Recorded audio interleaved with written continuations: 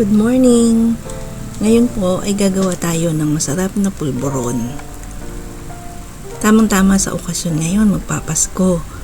So, masarap na ipang regalo, pangbigay sa mga batang dadating para maipangsalubong sa kanila.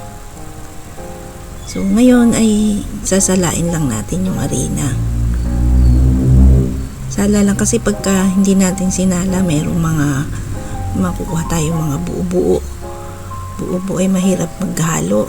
Talagang mapapalaban tayo dito sa paghahalo. Sala lang natin. Tapos saka natin ilalagay sa stove. Sa stove siguro maghahalo tayo mga 30 minutes or more. Depende sa gusto ninyo ng pagkaluto, mag-brown o mas ma-brown pa.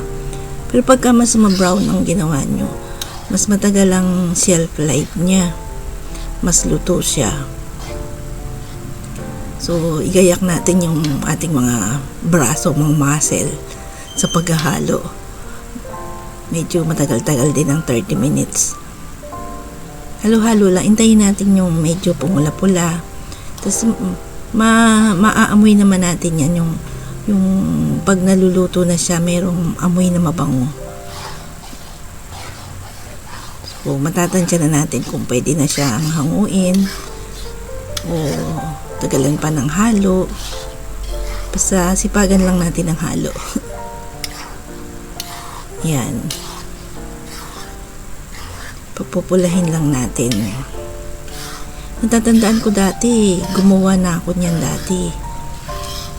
Kaya ngayon natigil kasi yung paggawa ko. So ngayon medyo nangangapa ulit ako sa paggawa. Pero I'm sure masarap yan pagkayari niyan. Halo-halo lang. Medyo nakakangawit sa braso pagka hindi ka madalas nagluluto. Tapos ang lulutuin mo yung ganyang madaming halo. Pero pagkatapos naman yan, sulit yung pagod mo. Sulit siya, sigurado magugustuhan. Masarap.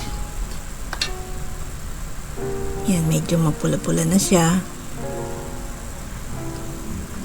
Tapos ito namang margarine, pagkaluto nung ating harina, yung margarine, lusawin lang natin sa stove sa mahinang apoy. Yan, lulusawin lang natin. Sandali lang yan. Pero siyempre may halo-halo pa rin. Halo. Magsasawa tayo ng kahalo sa recipe na to. Lalo na mamaya yung paghahalo na ng mga ingredient. Kapagod. Yan, nalusaw-lusaw na siya. So, pag lamig-lamig na nung harina, ihahalo natin yung milk powder. Diyan na tayo gagayak talaga ng bonggang-bongga sa paghahalo. Kasi masarap yung pino ang kayayarian. Yan.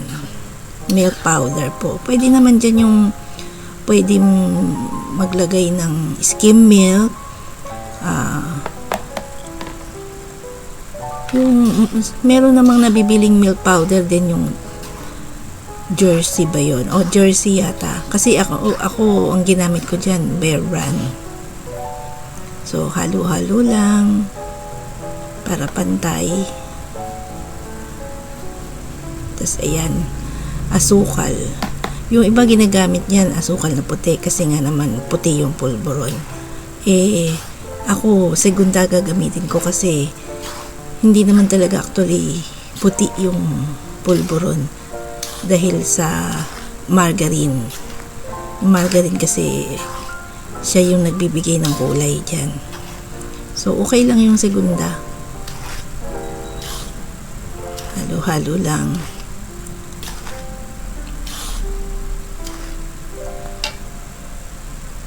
Yan. Dapat dito, pag gumawa pala tayo nito, masipag maghalo. Yan, lagay na natin yung margarine.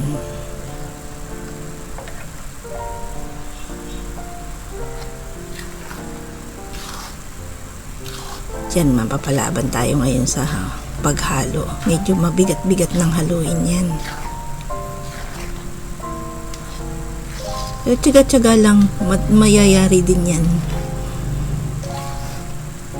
Tatanggalin natin yung mga buo-buo na yan.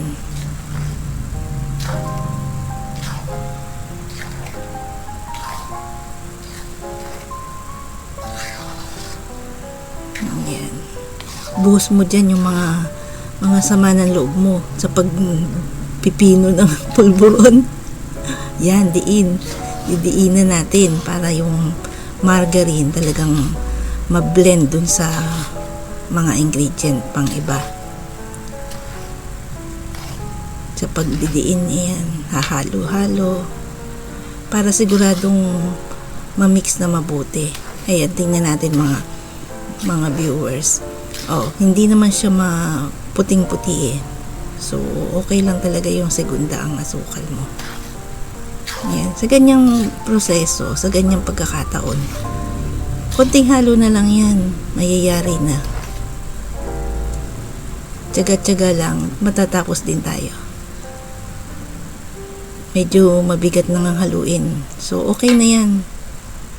Pero kung sinisipag pa kayong maghalo, haluin nyo pa. Tapos pagkatapos nun, ayan, nilagay ko lang sa mga container. Tapos, ganyan lang siya. So, pwede mo nang pamigay yan pagka Pasko, pamigay sa mga bata. Medyo lagyan mo na lang ng decoration, tulad niyan. Hindi ako marunong mag-decor talaga pero try nyo lang. Idea lang naman yan sa akin. Subukan lang.